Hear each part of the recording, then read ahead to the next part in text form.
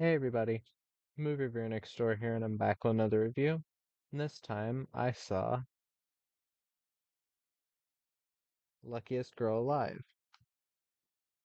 It's a drama mystery film directed by Mike Barker from 2022, and it stars Mila Kunis, Chiara Aurelia, Finn Wittrock, Connie Britton, Scoot McNairy, Justine Lupe, Jennifer Beals, and Dalmar Abuzaid. In this film, a successful woman in New York City finds her life upended when she is forced to confront a dark truth that threatens to unravel her meticulously crafted life. So, what did I think of Luckiest Girl Alive? I 100% I think this is material that could be made into a really good movie. I just don't think this quite hits that. I st I wouldn't outright recommend this. I think it's decent enough. Like it's a fine 7 out of 10. But again, for me to recommend it, it would have to be at least an 8. But I'll get into that. Spoilers ahead though. Spoilers. Uh, the actors. Mila Kunis plays Ani Finelli. Again, successful career woman. Mila Kunis, I've liked her in other films. I've heard she's good in Black Swan. Um, I know there are people out there that genuinely like her as an actress. I think she does a great job here. I think she is what makes this film at least somewhat memorable. Her performance again does elicit actual emotion. Like she is giving actual emotion. It didn't exactly elicit the emotions it was supposed to from me, but I can tell she's trying. Chiara Aurelia plays young Ani. I think she does a great job. Apparently, this actress was in Gerald's Game, so I guess she's playing young Jessie. Okay, I knew I recognized her. We Are Your Friends, the Zac Efron film, and Fear Street, 1978, directed by Lee Janiak. Oh, the same director as the other Fear Streets and The Staircase. Okay, that's interesting. I haven't seen the Fear Street films, but she did a fine job. I think she did a good job playing like a young Mila Kunis, a young version of Ani. Wittrock plays Luke Harrison, her fiance. He's fine, not much to say. Most people know him from American Horror Story. Connie Britton plays Dina, Ani's mom. She's fine. I love. I've really enjoyed her in other films. I just think here she's kind of playing a generic character. Scoot McNairy plays Andrew Larson, Ani's English teacher. I think he's pretty good in the film. Justine Lupe plays Nell Rutherford, Ani's friend. She's fine, not much standing out about her. Dalmar Abuzaid plays Aaron Wickersham, who is uh he's the documentary filmmaker that's making a film about or a documentary about her experiences being involved in a school shooting. Um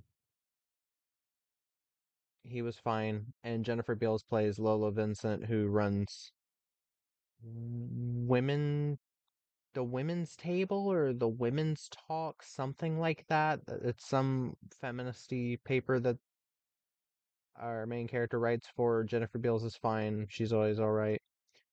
Um, I'm not gonna lie. This film seemed a bit oddly marketed.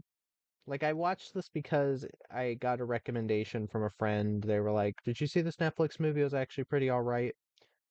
This is definitely a film with a very heavy feminist slant, which doesn't always piss me off. It doesn't, it can result in a still really good film. I really liked Jolt with Kate Beckinsale. That film is very unapologetically feminist. Pretty much every male character is a bad guy. Pretty much every female character is a girl boss. Yet the funny writing, Kate Beckinsale actually seemingly doing some of her own fighting, and the interestingness of the concept, and also the film didn't last too long. Without credits, that film was about 82 minutes.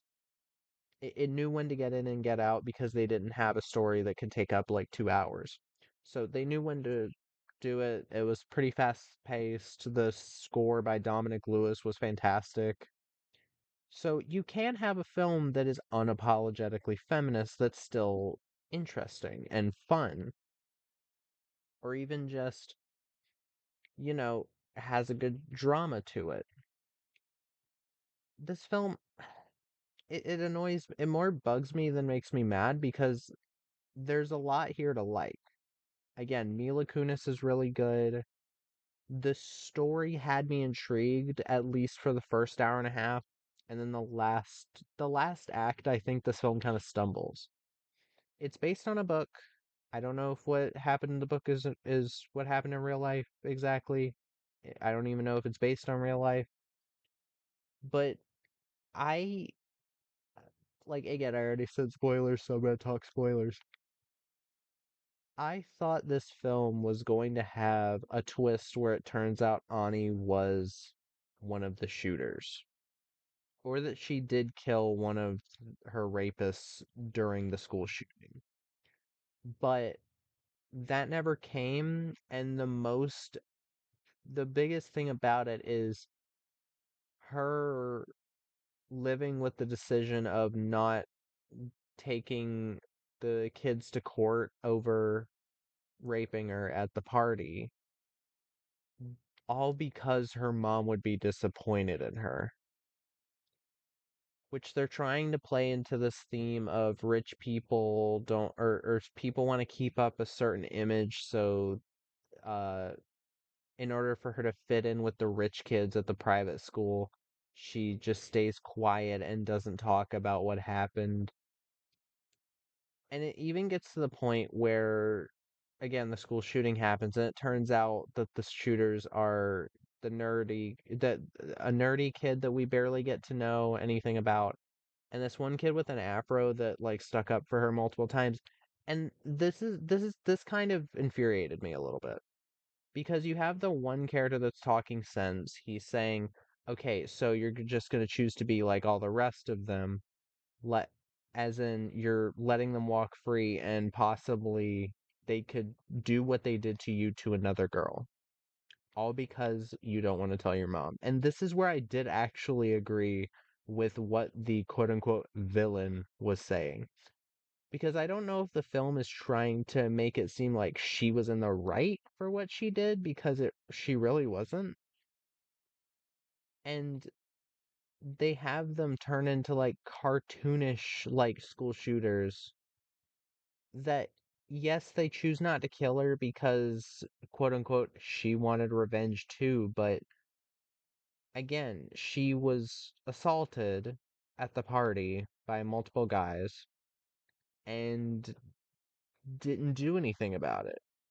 They end up shooting one of them. No, they shot a couple that I can't remember. There were multiple guys that assaulted her. I think one of them was Liam and the other one was Dean. So if anybody's seen the film, correct me if I'm wrong. I'm pretty sure it was Liam and Dean.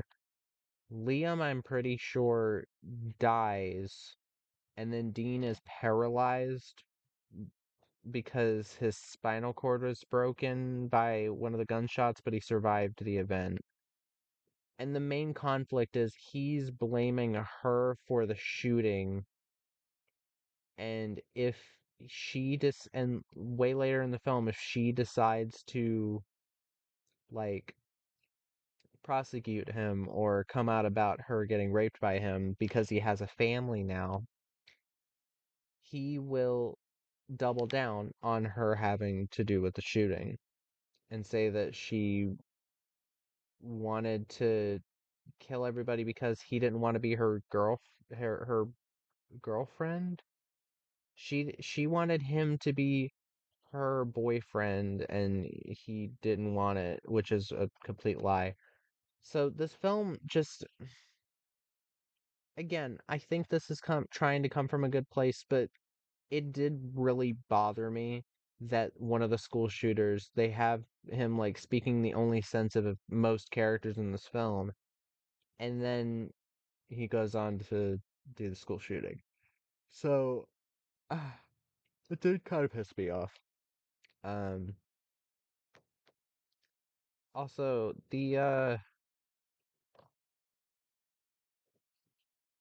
it does also go into the whole all men are bad trope, which again, Jolt did that as well, but I could give that film a pass because the action was fun, the comedy really hit for me.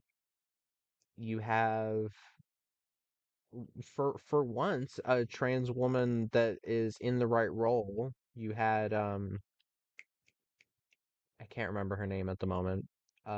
Laverne Cox. You have Laverne Cox playing a cop, and I didn't even know she was trans until like I was told that, and I was like, really? That's interesting. I just thought it was a woman with deep voice, but that was cool. I found a trans actor who's actually good at acting and was really funny. Laverne Cox is really funny in the film. So, yes, I can ignore feminist talking points being in a film or feminist angles in the dialogue as long as it's fun to watch.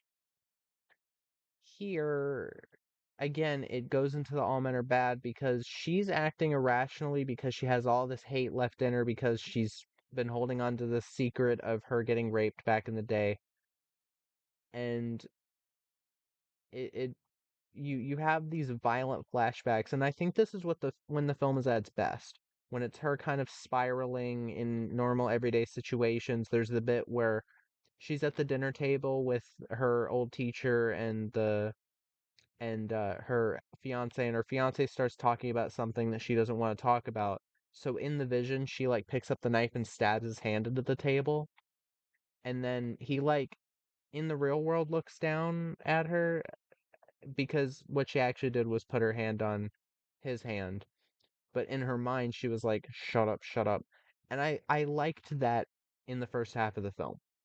I think the first half of this film is a lot better than the second half because the second half gets very melodramatic, and I then realized that this wasn't a thriller. Netflix had this listed as a mystery thriller, which I thought was going to end up with a twist where she turned out to be the school shooter and it got blamed on somebody else or something. And that's why the dean guy was saying that she had to do with it. I thought that was going to be the twist. Um, and I think that would have made a lot more sense. But yeah. Also the rape scenes, I can at least give them this. They weren't like they didn't like make them gratuitous nudity wise, but at this point in cinema, there really is no reason to have on-screen rape scenes anymore. You can have it be insinuated or just have the audio because I think that makes it a lot more powerful than trying to simulate it. And I don't think it's really right to put actors through that.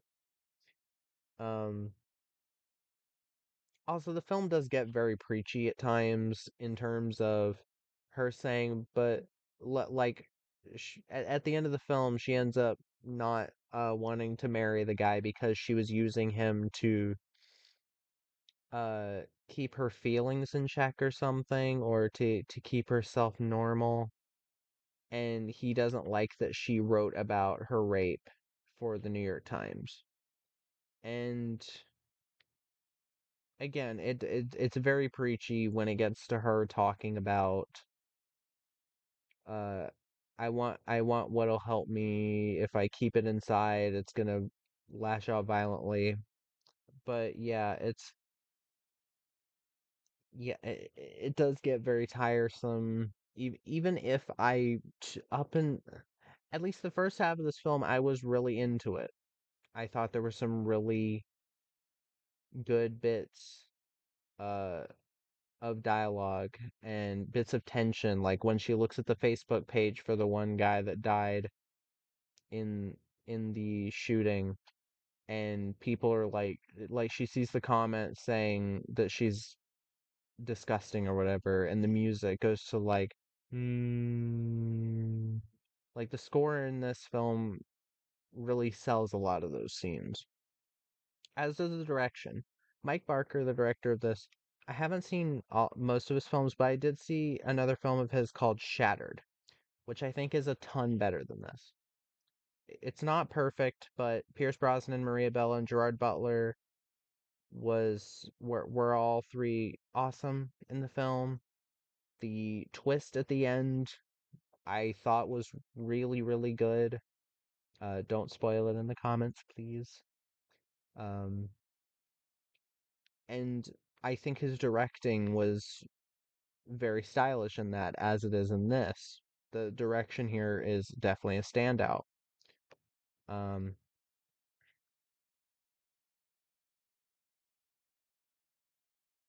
but yeah, I do. If this is how the book this is based on goes, I would say like this feels a bit too similar to a lot of other feminist like female empowerment stories, and I wish it had done a bit more to differentiate itself.